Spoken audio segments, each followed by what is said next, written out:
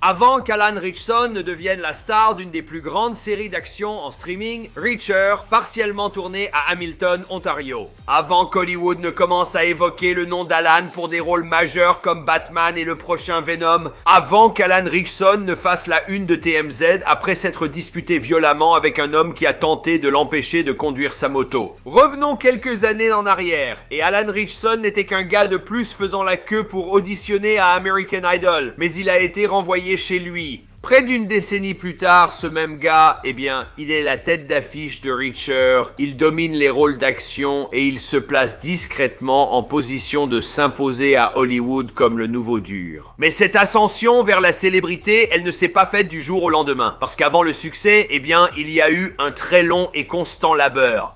Il a joué de petits rôles dans Smallville, devenant le premier Aquaman en prise de vue réelle. Dans Blue Mountain State, il a montré son talent comique en volant la vedette à chaque scène. Ensuite, il y a eu Hunger Games où il a rejoint une franchise mondiale. Et qui peut oublier qu'il a prêté sa voix à l'une des Tortues Ninja. Mais en coulisses, il traversait des difficultés et il y avait une longue liste d'auditions, y compris celle où il a perdu le rôle de Thor, ce qui aurait pu tout changer beaucoup plus tôt. Mais il y a plus qu'il n'y paraît quand il s'agit d'Alan Ritchson. Ce n'est pas juste le prochain dur à cuire. Ce gars-là est vraiment polyvalent. Je veux dire, il sait chanter, il sait faire de la comédie, et bien sûr, il sait botter des fesses. Alors, la question se pose, comment quelqu'un passe-t-il de premier refus à l'une des étoiles montantes les plus en vue de tout Hollywood? Eh bien, aujourd'hui, nous allons le découvrir. Bienvenue dans Alan Ritchson avant la célébrité. J'ai découvert beaucoup de choses que j'ignorais sur lui dans cette vidéo. Il souffre de bipolarité, donc ne l'énervez pas. C'est parti. Avant les rôles d'action, le physique impressionnant et Reacher, Alan Ritchson était juste un enfant grandissant dans une famille militaire,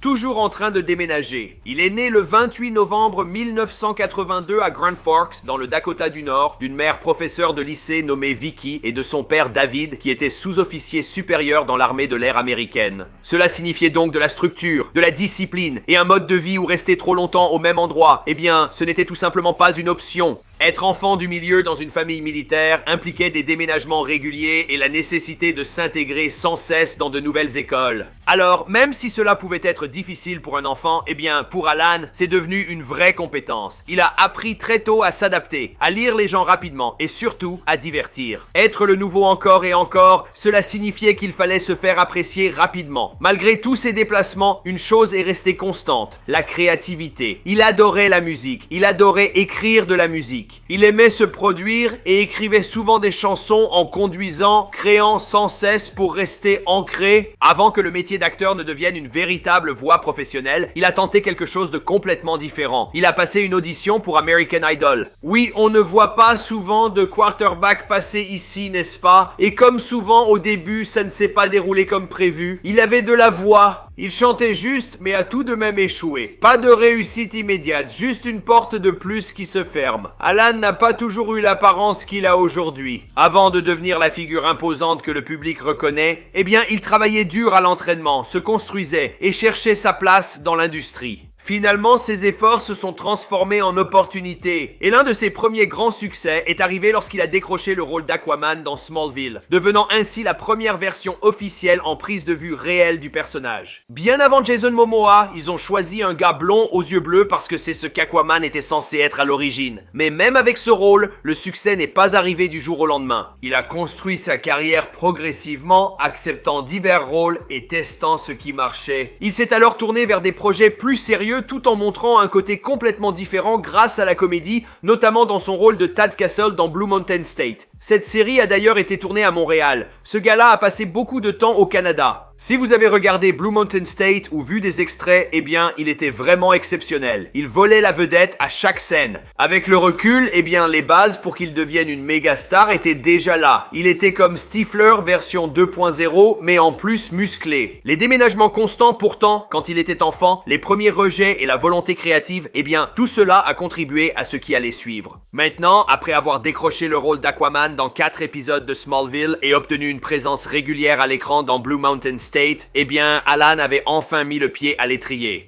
mais cela ne l'a pas rendu célèbre auprès du public. Comme beaucoup de jeunes acteurs, il devait travailler, enchaîner les auditions et accepter tous les rôles pour rester dans la course. Il a enchaîné les rôles dans des projets modestes et des films indépendants, explorant l'étendue de son jeu et cherchant à prouver qu'il était plus qu'une simple présence physique. Le vrai tournant est arrivé avec Blue Mountain State. Tad Castle, je n'arrêtais pas d'en parler. Ce gars-là hante mes rêves. Il me fait éclater de rire. Il me fait sourire.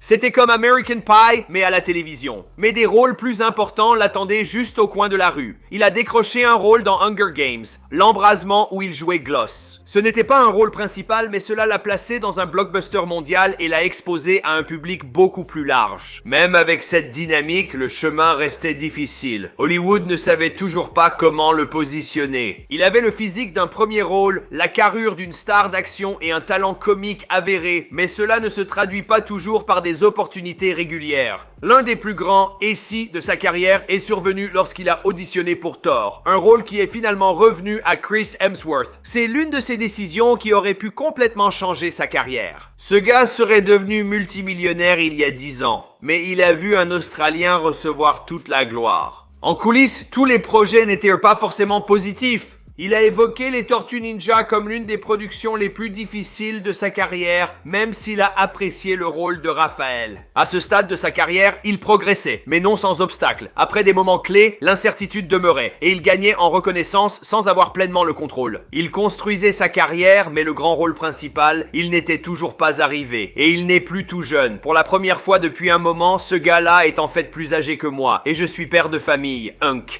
Pendant qu'Alan bâtissait sa carrière, sa vie personnelle restait plus stable que celle de la plupart des acteurs de son rang. Il est marié à sa femme Catherine depuis des années, et ensemble, ils ont 3 fils. Il dit constamment que c'est la chose la plus importante de sa vie. Contrairement à beaucoup de célébrités, il a choisi la famille et la stabilité plutôt que d'être sans cesse sous les projecteurs. Il vit dans le sud de la Floride, ayant choisi une vie plus calme et privée, loin des projecteurs d'Hollywood. Ses réseaux sociaux offrent aux fans un aperçu différent de sa vie, avec des coulisses, des moments en famille, des séances d'entraînement et parfois il parle ouvertement de sa propre santé mentale. En 2022, il a révélé qu'il avait reçu un diagnostic de trouble bipolaire. Désormais, il en parle publiquement pour sensibiliser, levant le tabou et renforçant sa proximité avec le public. Comme beaucoup d'acteurs, il a évoqué la pression du métier, l'impact physique des transformations corporelles et l'équilibre entre ambition et vie de famille. Ce qui ressort surtout, c'est que sa vie en dehors des caméras ne ressemble pas à une performance. Elle semble réfléchie et axée sur la longévité, plutôt que sur la recherche de gros titres. Après des années d'efforts, Alan a enfin décroché le rôle principal dans Reacher, un moment décisif. Ce n'était pas juste un autre rôle à la télévision. Ce fut une remise à zéro totale dans la perception du public et de l'industrie. Inspiré des romans Jack Reacher, le rôle demandait carrure, présence et intensité. Pour la première fois, tout ce qu'il avait construit a pris sens. La série est alors devenue un immense succès. Soudain, il n'était plus seulement reconnaissable, mais incontournable. Dès lors, les discussions à son sujet ont évolué. Il est passé de quasi-premier rôle à candidat pour des rôles majeurs dans de grandes franchises. Des rumeurs en ligne disaient qu'avant de choisir Ben Affleck comme Batman, Alan figurait aussi sur la liste restreinte pour le rôle. Mais malheureusement, cela non plus ne s'est jamais concrétisé. Mais maintenant, les gens pensent qu'il est destiné à incarner un nouveau personnage. Les gens pensent qu'il pourrait potentiellement endosser le rôle de Venom, un autre personnage physiquement exigeant qui correspond à sa trajectoire. Grâce à son talent comique, il incarne facilement 2 personnages. Avec du recul, tout cela est logique. Il a montré qu'il maîtrise l'action, la comédie et les grandes franchises. Avec Reacher en tête d'affiche, il est désormais au sommet des discussions dans l'industrie. Et ce n'est plus seulement une question d'élan. C'est une prise de pouvoir. Alan Ritchson, enfant de militaire souvent en déplacement, est devenu acteur de métier, enchaînant les auditions puis star comique révélé. Et maintenant, il est l'un des acteurs principaux les plus physiquement impressionnants d'Hollywood. Au fil du temps, il s'est construit une carrière qui ne rentre dans aucune catégorie. On parle de star d'action, de talent comique, de chanteur, d'auteur-compositeur, de réalisateur, de producteur et de quelqu'un qui mène toujours une vie simple loin des caméras. En voyant tout cela, difficile de ne pas se demander qu'est-ce que ce gars-là ne sait pas faire. Et avec Hollywood qui se tourne vers des personnalités plus grandes que nature, capables de porter à la fois des franchises et des contenus axés sur la personnalité, eh bien, les comparaisons qui en font, tu sais, le prochain The Rock sont inévitables. Quant à toute cette histoire de moto, c'est probablement un peu d'attention médiatique qu'Alan espérait voir passer sous les radars. Mais cet idiot, je crois que c'était en Australie, il s'est mis devant Alan pendant qu'il conduisait sa moto et ensuite il a commencé à pleurnicher comme un bébé. Je te vois rouler ici. Il a failli mettre la vie d'Alan en danger en tombant de sa moto. Ils se sont disputés, mais c'est l'autre qui l'a poussé en premier. Donc, Alan a été innocenté de toutes les accusations et l'autre gars s'est fait tabasser, exactement comme Reacher le ferait. Et ensuite, le gars pleurait. Bref, les gars, j'espère que vous avez apprécié cette vidéo. Elle était courte. Et je vous retrouve dans la prochaine. I know they waiting on me. I know they waiting on me. The world is waiting on me. The world is waiting on me. Yeah, I know they waiting on me. I see them waiting on me. The world is waiting.